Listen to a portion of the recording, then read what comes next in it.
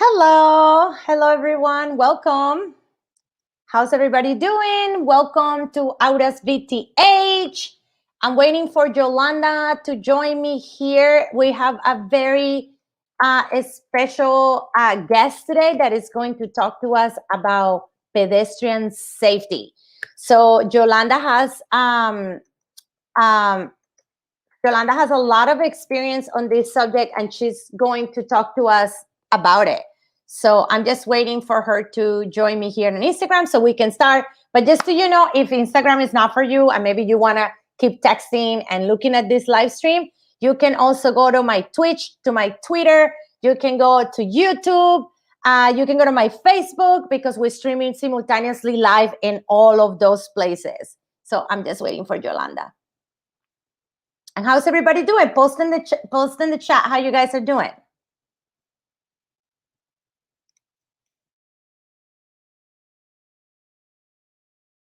Okay, let's see. Hi, welcome everyone. How's everybody doing? How is the pandemic treating you? Yolanda, we're waiting for you.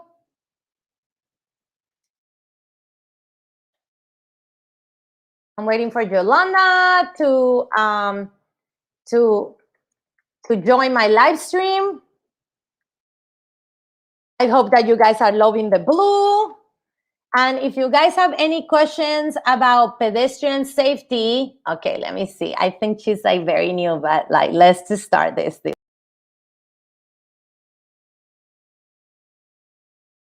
At the street.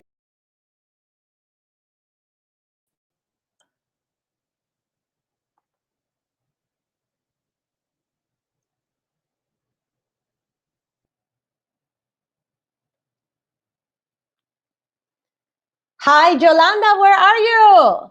I'm here.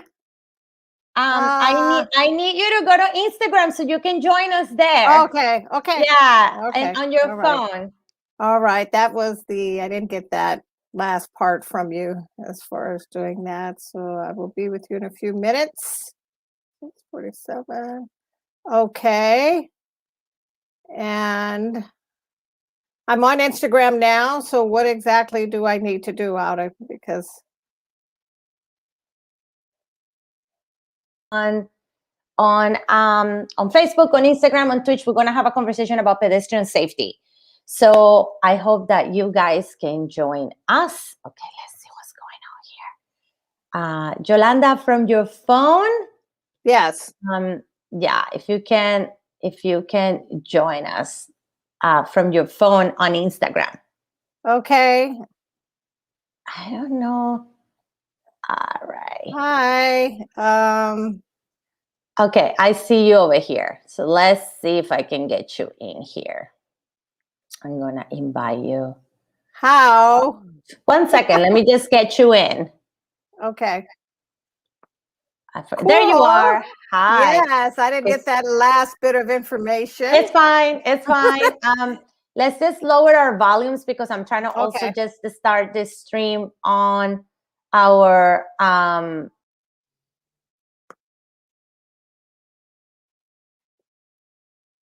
Okay, can you hear me? Okay. Okay, so let's see what's going on.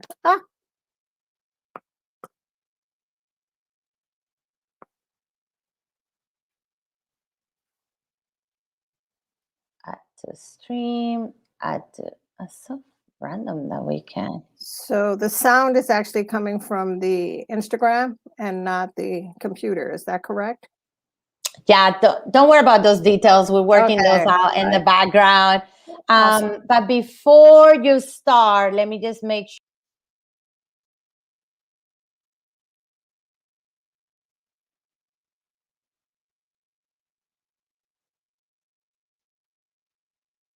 First time for everything here. That's right. Okay. And I'm trying to add you, but I don't see you in here. Okay, let's see if we can maybe do this. I don't know. It doesn't.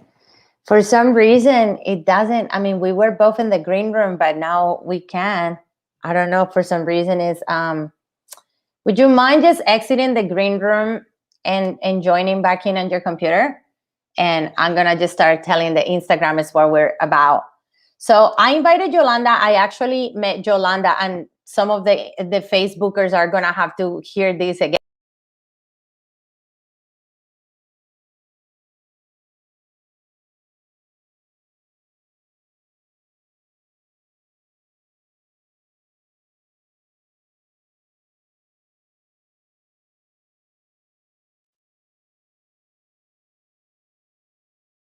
Lanes. And you never think about something being controversial, or a cause that for a lot of us is so familiar or so just understandable per se, which is like pedestrian safety. So I wanted to invite her because I want her to talk to us about her journey to get here. And especially, I want to center this conversation around her work in West Adams and what's going to happen to this event. And she's going to invite us to an amazing event happening on Saturday. I am not being successful at getting everyone on Facebook and on Twitter on for some reason. It's very strange. Yes. I think there's something that follows.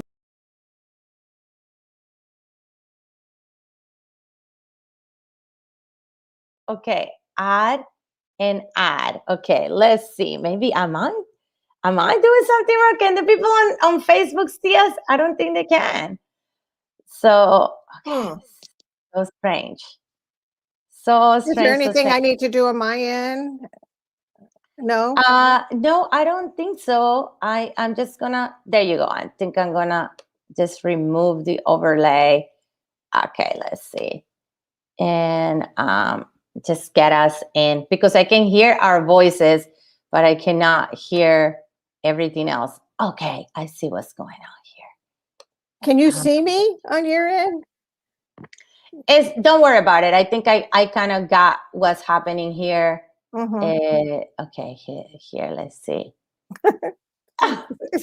This is like the second time this happens to us. I just don't know why. Me neither. But it's fine. It's totally fine. Let's figure it out. Okay, there you go. I'm just gonna do this. Oh, nice. This is what's gonna be. Okay. I think we're back. I think we're like solo right now. And this is gonna be like this, but oh well. The love is the same. So if you're watching, welcome. My name is Aura Vasquez, and I am hosting Aura's VTH, which is virtual town halls. And I have been hosting this space as a place where we can host incredible people that are doing great work in our community. Have a conversation about important topics that concern all of us, and just create more community, which is something so important to me. So throughout the pandemic and before the pandemic, I used to host this type of live streams every week to just kind of have a conversation about what's going on. So I am so pleased and excited to host today Yolanda Overstreet, who has been an incredible community leader in our area.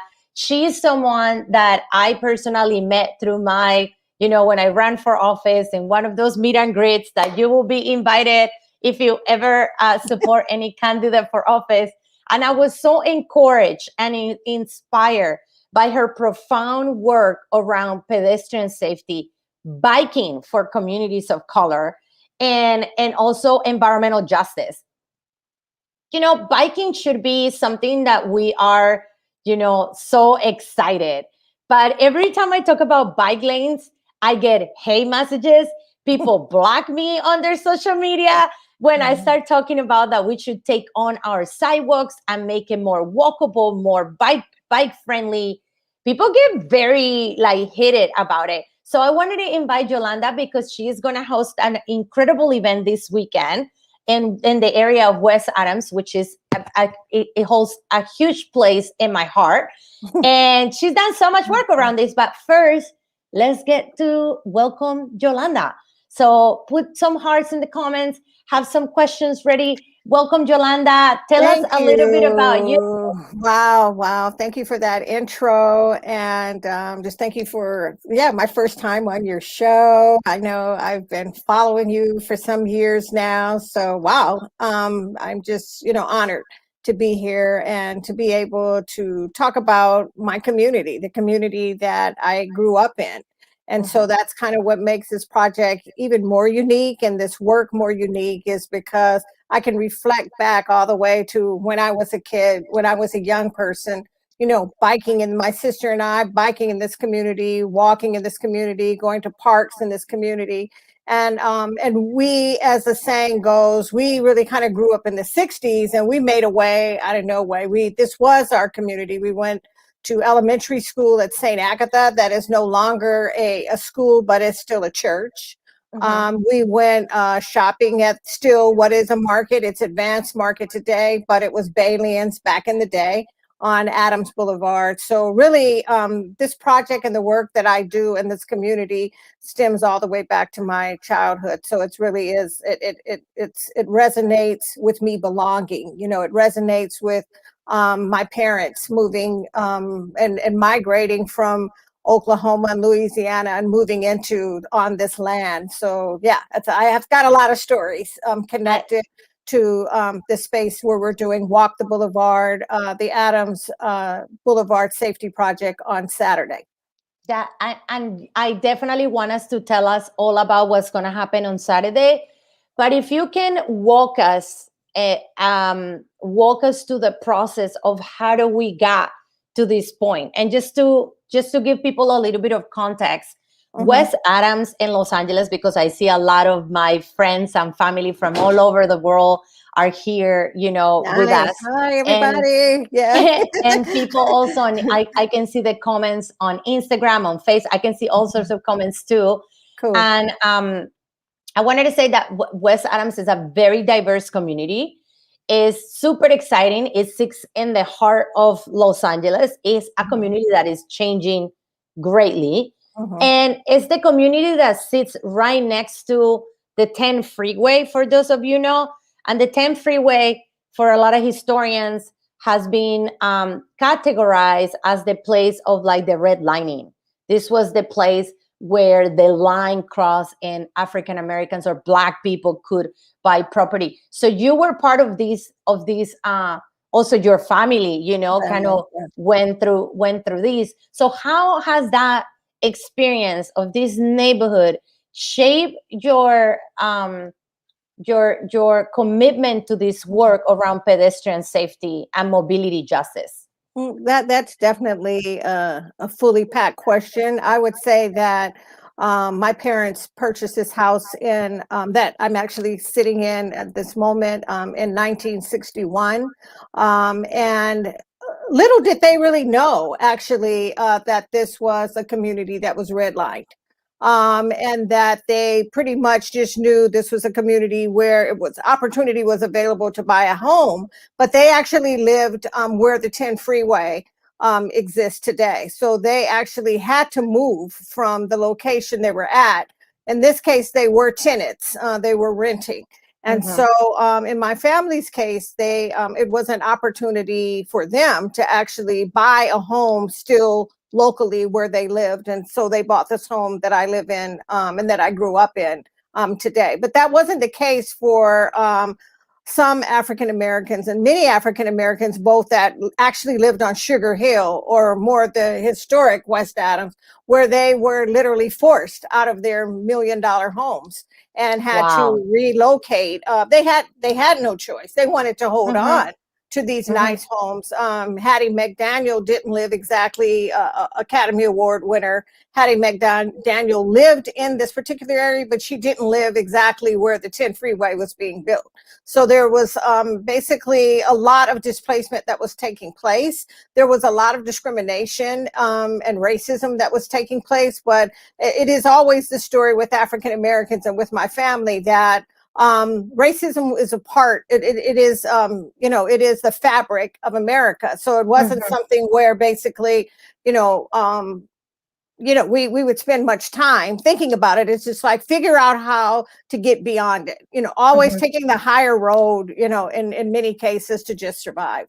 So basically, it wasn't until I got older, and even in these recent years of transportation equity work, that the intersectionality of conversations about our historic experiences in West Adams really need to be talked about more.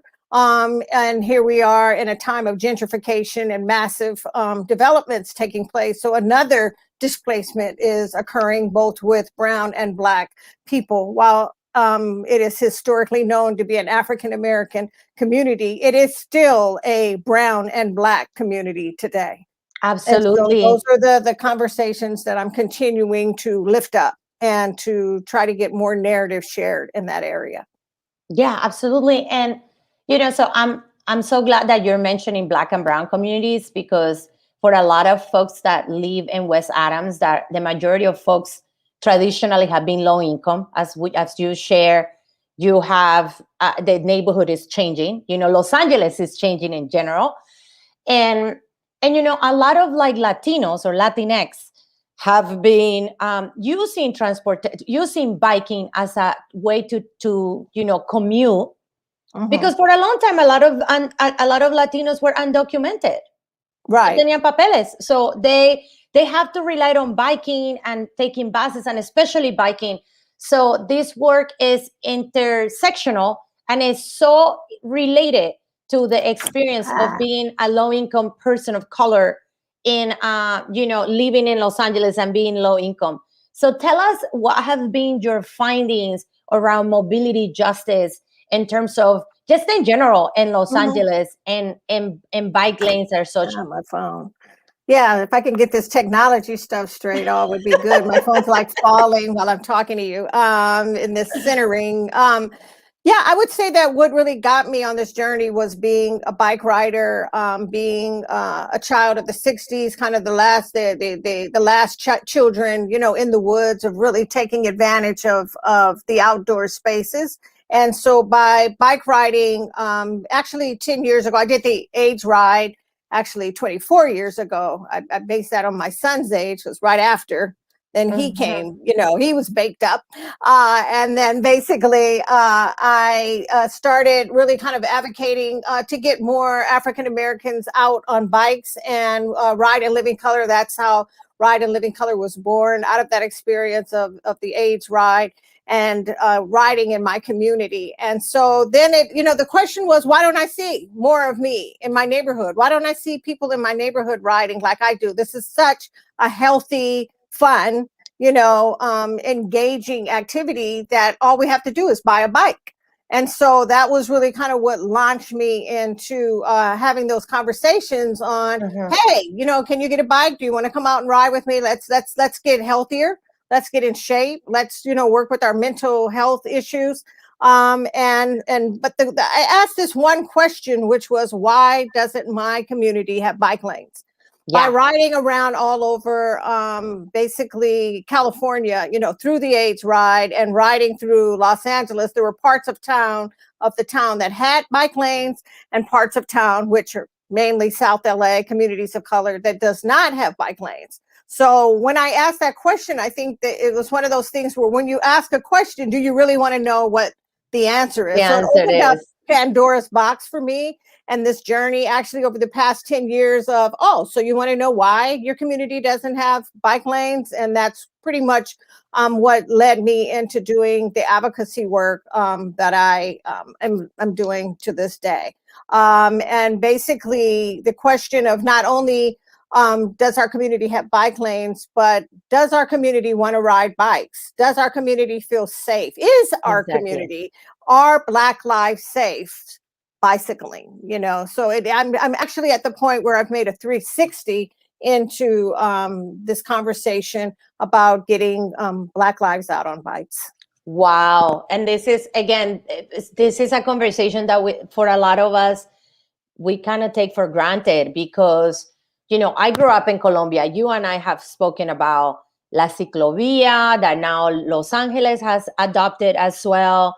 Um, like when I go visit my family, the most normal thing for us is to go biking together. We go Mhm. bike to the supermarket. I run my errands in my bicycle. our city is very small compared Yes. to Los Angeles, but we have bike lanes everywhere.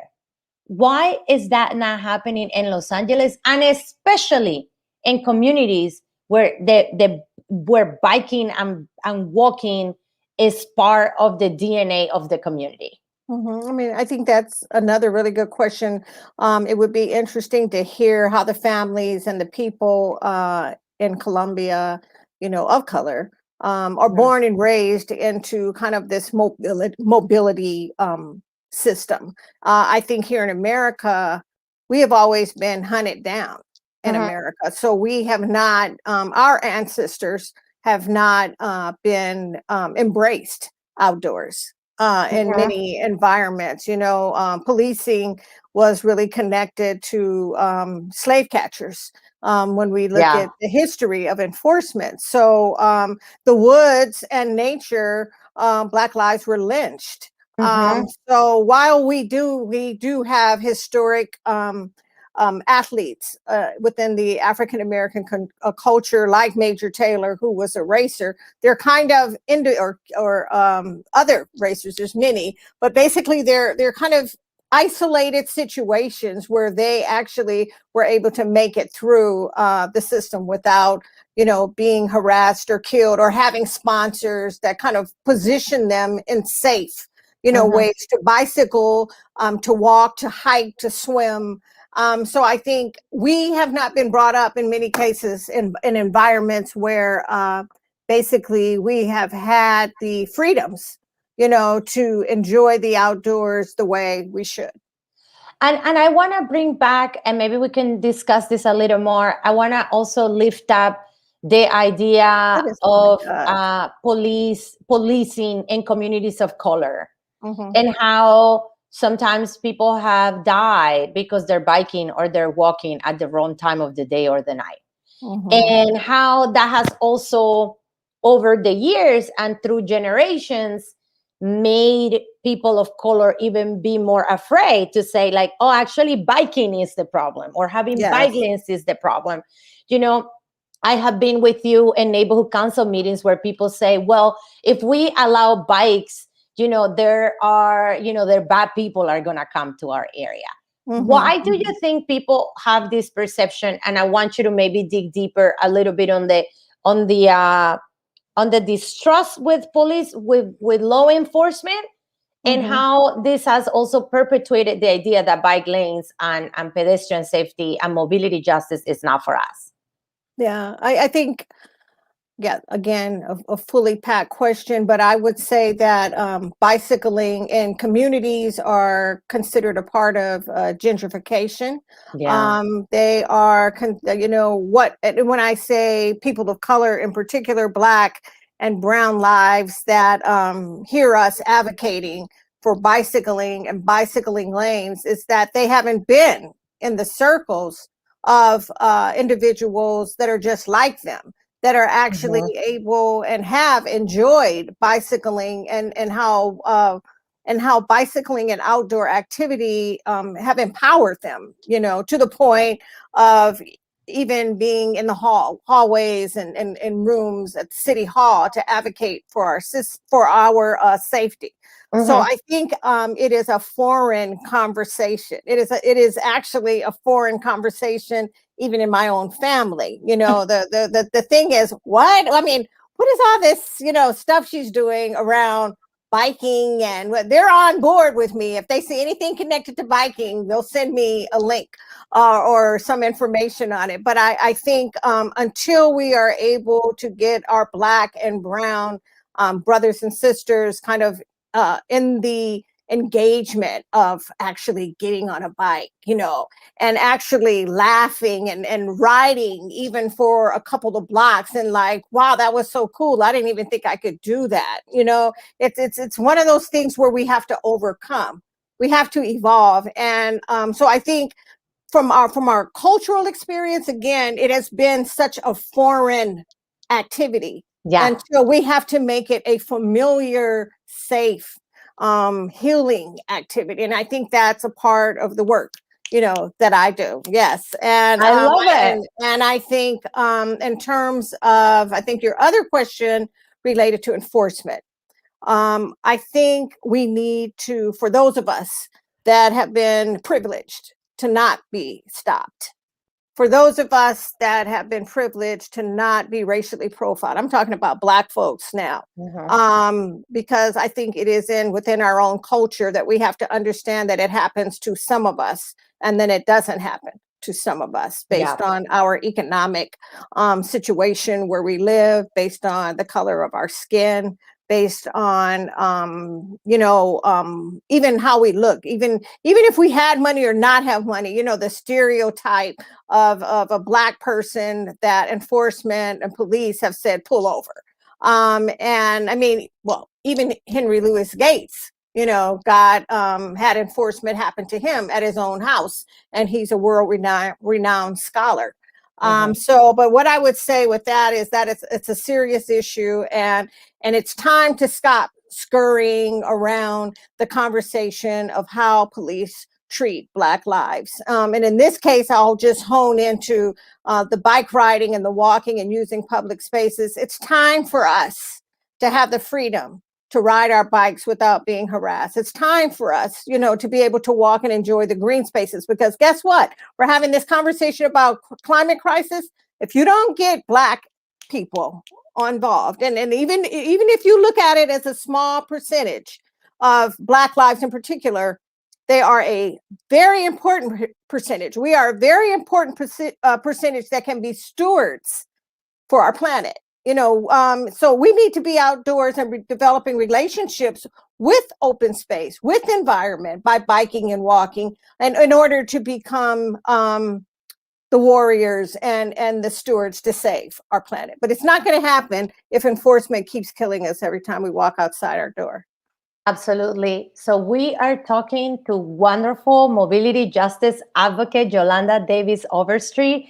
She hosts a project called Ride in Living Color, and she was just schooling us basically on the history of mobility justice, especially when it comes to communities of color.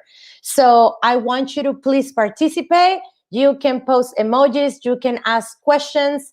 If you are on Instagram, there is a button next to the comments with a symbol mark question, and you can ask your questions there, or you can post them on the chat. If you are watching from Facebook, from Twitter, from YouTube, you can post your questions on the comment.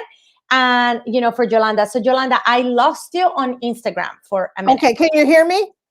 I can hear you on Facebook and everything else, but I don't see you. You're not on Instagram, so we need you to join us back, because this question was amazing, wasn't it? Okay. You know what? Unfortunately, it says the connection is bad.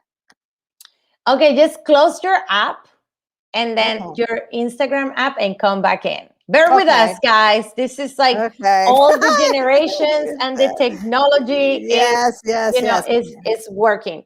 And I also want the Instagrammers to hear, the answer, and because I want you to walk us. So you just walk us to this journey of, your own personal awakening around bikes.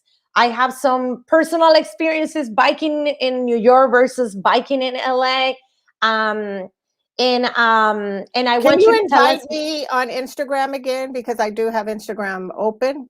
Yeah, just go watch my live stream. Like go in the little circles and go watch my live stream, and then I can pull you in. All right. Little secrets we're teaching everybody here today. Exactly. Okay. Ask your questions on the comments. Ask your questions on the comment.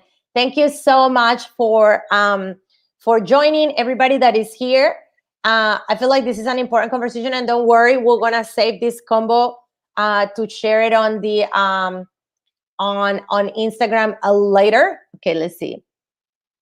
Okay, I'm on it, but basically I'm on your Instagram and watch me. Go on my little circle on the live. Yeah. Okay, I'm doing that. I've done that. I see you, but you don't see me. Okay, let's see what's happening in here. If I see you, okay, so I'm gonna bring you back in. There we go. There we go. All right. Oh Welcome, man. everyone. If you're just Yes. joining, welcome. Yolanda's also just joining and Again. joining back again on Instagram. Ask your questions on the chat. Ask Yolanda tons of questions.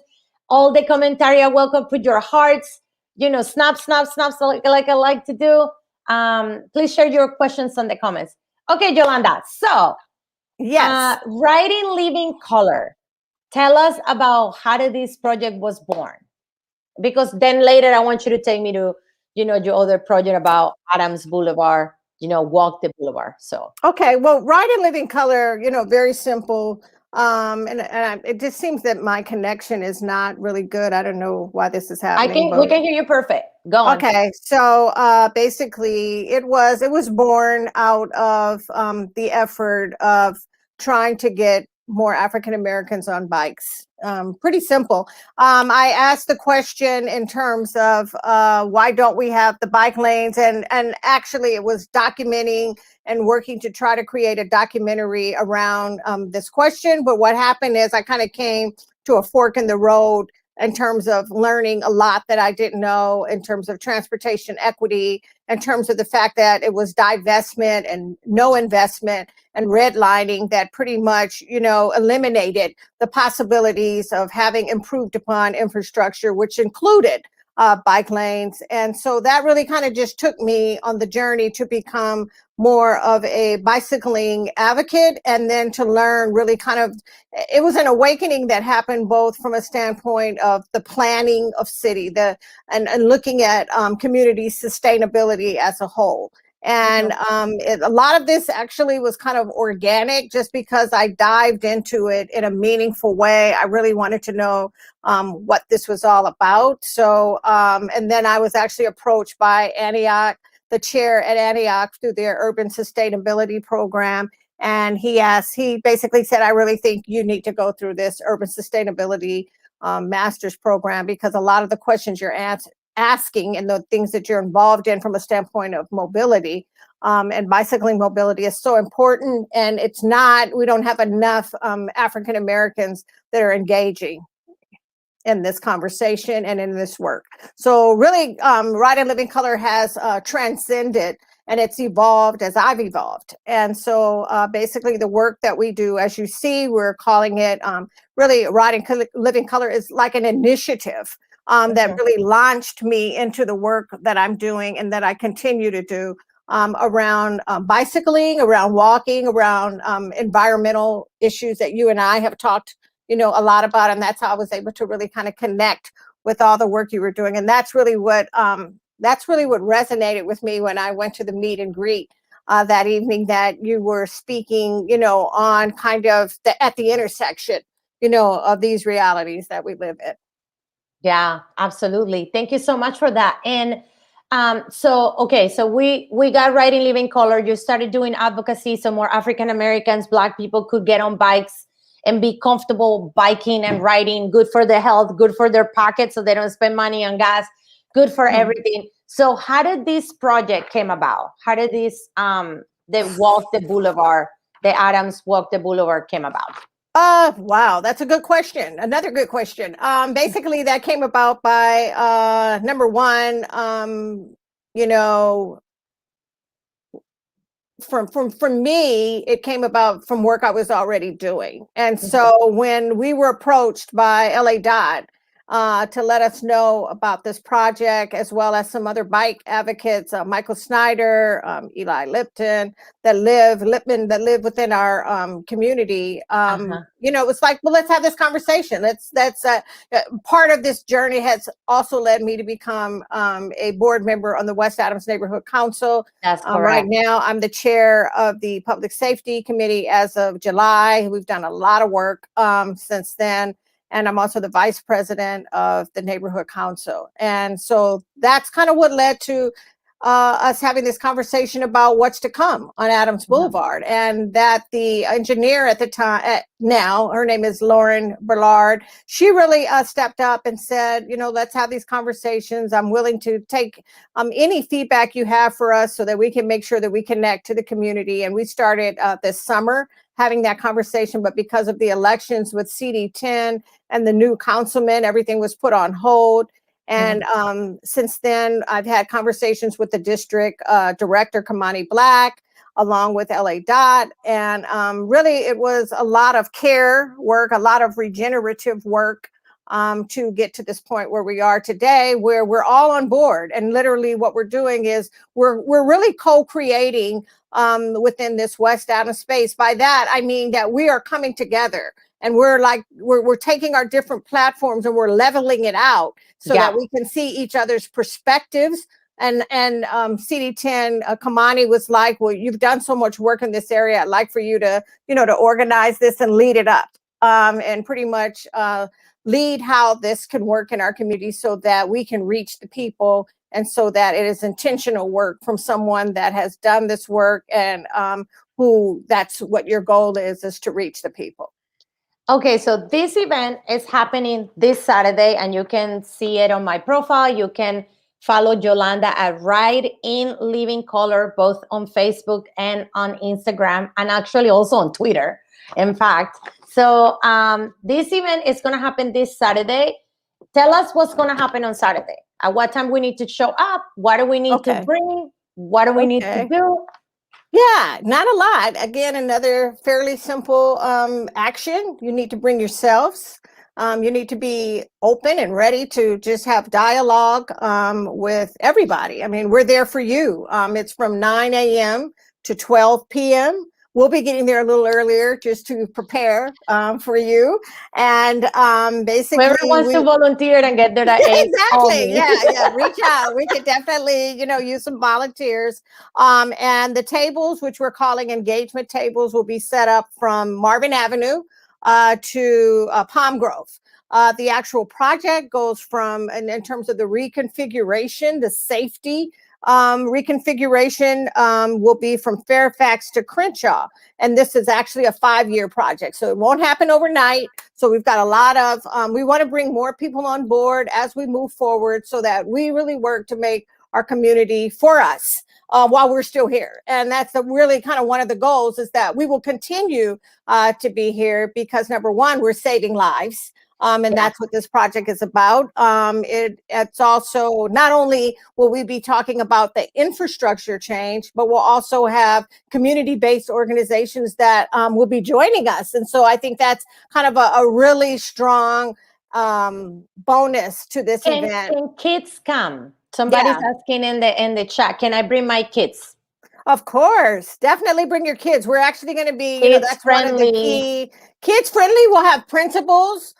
We have Cienega Elementary School teacher that's going to be she's the principal. By Cienega, we'll have New LA Charter, where my daughter went, their school, because a lot of the kids live in the West Adams community. And we'll even have the director of LA Dot Safe Routes to School that's joining us. So I'm thinking we're rating pretty good on that. It's gonna be exciting.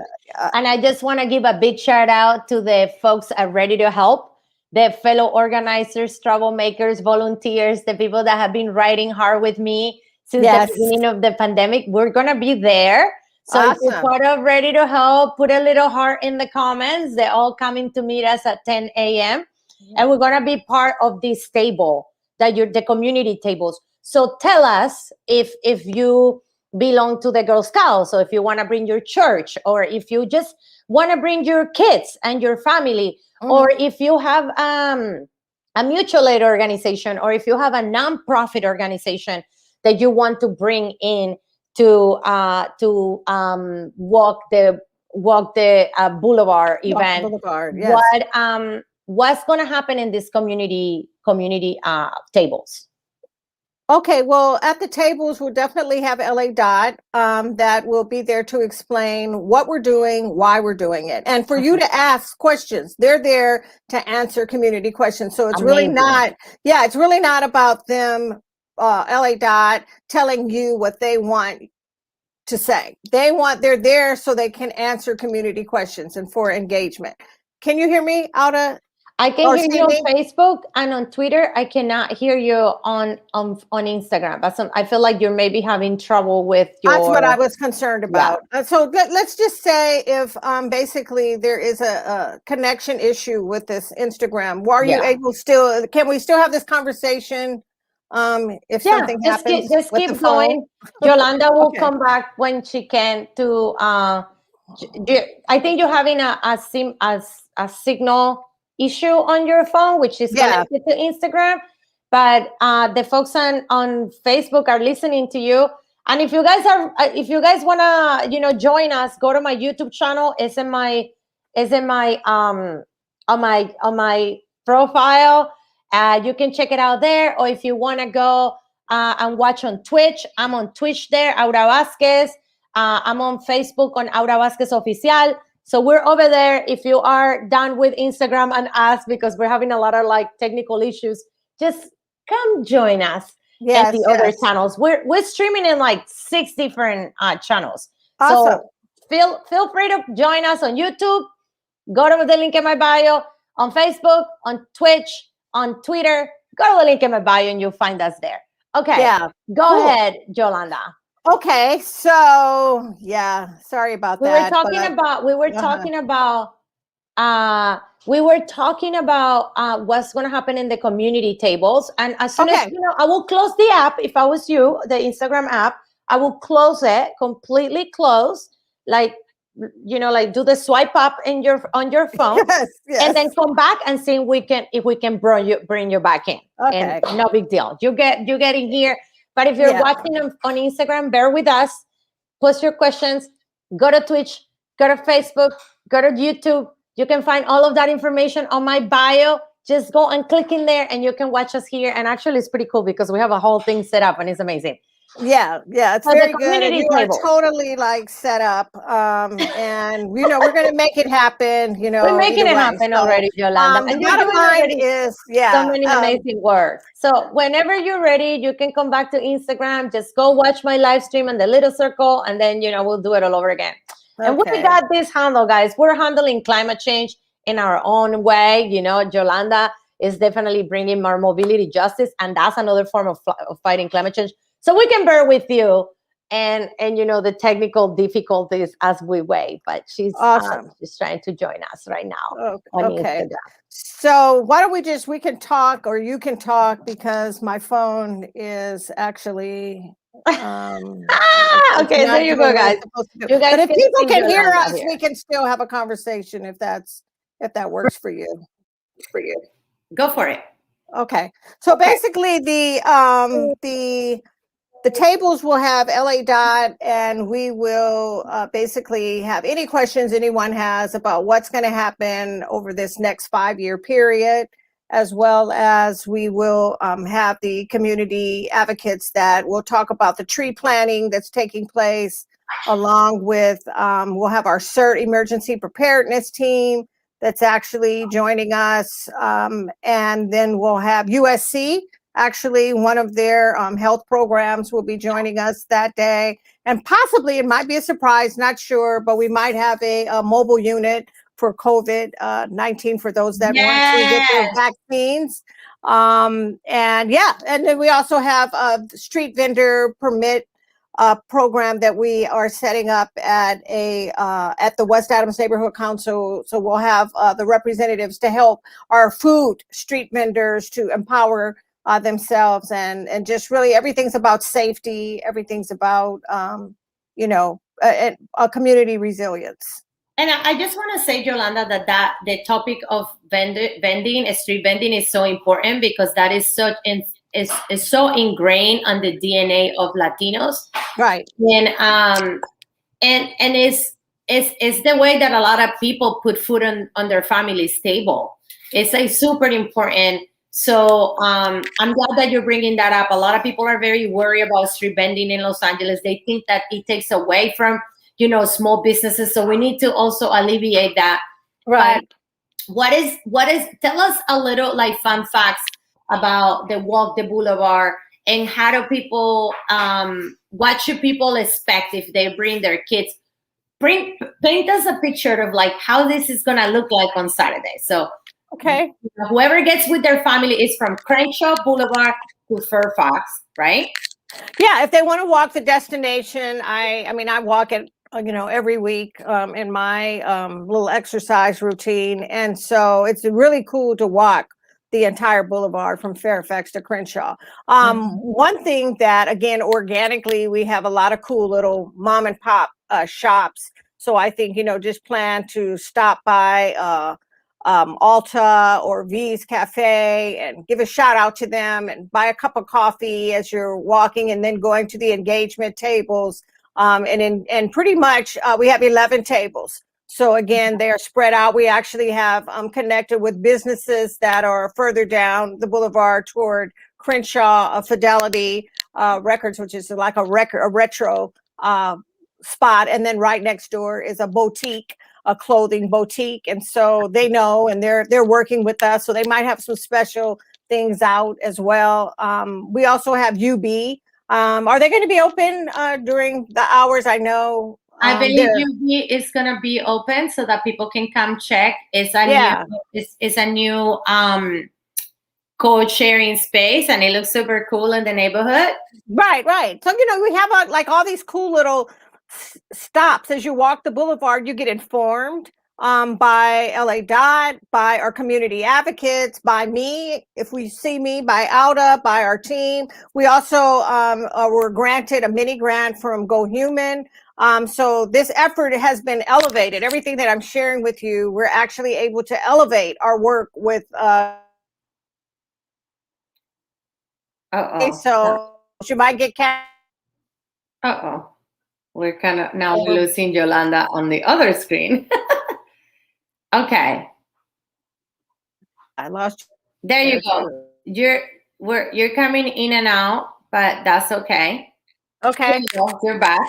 Perfect. I'm good. Yes. So that's kind of, it depends on how it could be a 10-minute walk, or you can make it a 20 or 30-minute walk. It just depends on how many blocks you feel you would like to walk. I would hope that you will be encouraged when you get out on Adams that you thought maybe you were only going to walk 2 blocks, and you end up walking the 2-mile walk along the corridor. And so what I would like to happen is that we're able to get more advocates in the community and for the community. And so either reaching out to me, reaching out to our neighborhood council and the work that we're doing. But this is just the beginning. It really, not only is it's not just the beginning, it is an evolution of work.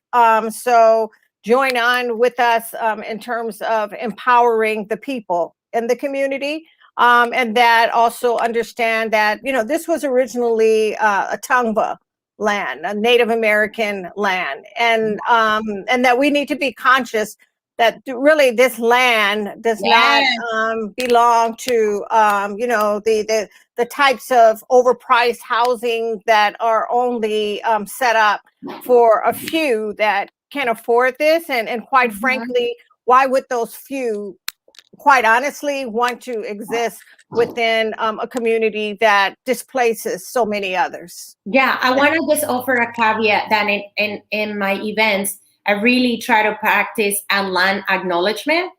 And we start exactly doing this, acknowledging that we are in Tovenga land, which is in Los Angeles, and that this is a stolen land from indigenous people. Yes. Stolen land. Okay. So I hope that at some point when we start our process, our program on Saturday, we get to also say that. And I appreciate that you also acknowledge that all of these things are in the backs of indigenous people that have been taking their land from them. Correct. I think, quite honestly, that we have a river that runs underneath our house and probably many of our houses. There we have an avocado tree. We've got grapefruit trees. We have, I trim the trees in my backyard, and they grow so fast. So I know we have a source of water that is very close to the surface of this land. And it just makes me wonder when I talk with my kids where the rivers ran and how the people, the native people use this land. Somebody's asking if we will be broadcasting the event on Facebook Live. Is the Writing Living Color going to do that? That's a great idea. We haven't chatted on yet. We need to work on that, but yes, I feel like I think that should be that would be awesome. to play with. Definitely, We definitely. got to get a few more team members on board to make We need that happen. Unless volunteers you that like can her, help us sir. run this. Unless you And can the multitask. Yeah. another question that we having is, what's the road, I guess, end goal of the project? Hope you can get a chance to ask this question before. Okay. Yes. What's the end goal of this project? The Bernardo, end. thank you for your question. Yeah, that's a really good question. And I think the end goal is number one, to have dialogue with community to bring them along with Mhm. us. The end goal is to hear what your concerns are, what your ideas are, and that we can, in some cases, incorporate that into the project that we're working on. That's why we'll have LA staff that is working on this project, so that we can really make this a community project that matters, and that actually it creates, again, I use the word healing, but not only is it a safety project, but it is one that can build community resilience. And so that's what we've done over the past, since July, is that we've really tried to outreach to the community. Again, not reaching enough community. So another end goal is to intentionally set this space up and to let community know we're there for them. And I hope that community comes out, and not just the same people that actually do the surveys and what have you. It's a difficult task. So even if you all that are asking that question have insight and or resources so that we can reach more of our community constituents, that would be great. Absolutely. Okay. I am so grateful, and our time is up. Oh no. Yeah, for sure. This is gonna be safe on YouTube and Facebook and all that stuff. I'm gonna definitely save this conversation for for all of us Yes. on Instagram. So I'm Yes. going to bring all of this knowledge. So we will see you on Saturday Yes. at 9 a.m. from 9 to noon. I know, like I said, that Ready to Help is gonna be there. So we're gonna bring all the good energy and the fun. Nice. For you. And I Thank encourage everyone to go also, and to make sure that you are supporting these type of projects, and that you also bringing up your voice around mobility justice and bike lanes and pedestrian safety. That is actually better for us. It's better than what we think. Yes. Thank you so much, Alda. Yeah. Where can people find you? Okay. Let's see.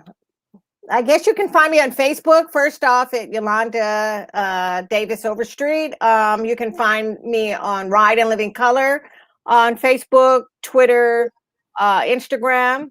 And also, you can find me on Alda's page somewhere where she's tagging me. So I tag her. Yeah. Yeah. Also, I am, again, on the West Adams Neighborhood Council. For those of you that would like to get involved with the West Adams Neighborhood Council, you can just Google it. All the information, our website. We have a Facebook page as well. We also have an Instagram page. So, I mean, we're pretty accessible, and we'll look forward to hearing from any and all. And thank you again, Alda, for this opportunity. And we are not going to let technology, Never stop the stop show. us. Forget it. That was another point that I wanted to make earlier. People get so wrapped up around like bikes, and they're gonna take away my car. Guys, we need to create a world where we are the center, not cars, not cars. Yes, We need amen. to move to a world where nature, where trees, where sustainability, where resilience is centered. Yeah, and on that note, I just also want to say absolutely, because I think that's the other the bonus that those that attend will feel. They will that is actually what community is, when we're able to come out and talk and chat and engage in open spaces in our community. And when you experience that, then you understand what we're talking about. Absolutely. Have a wonderful evening. I'll You see too. we'll get to talk before that, of course. Yes. But on Saturday, I'll see you there. Yes. Thank you so much for all the wonderful work that you do. And Thank you. I'll see you guys. Go get it. That's right. We'll see you there. Bye, everyone. Thank you. Thank you. Thank you, There you Ada. go. Great show. Bye, everyone. Thank you. We'll see you Bye. on Yeah. Saturday morning. Don't forget. Saturday. Be there. You never be square. Bye. Bye, everyone. Thank Bye. you. Bye.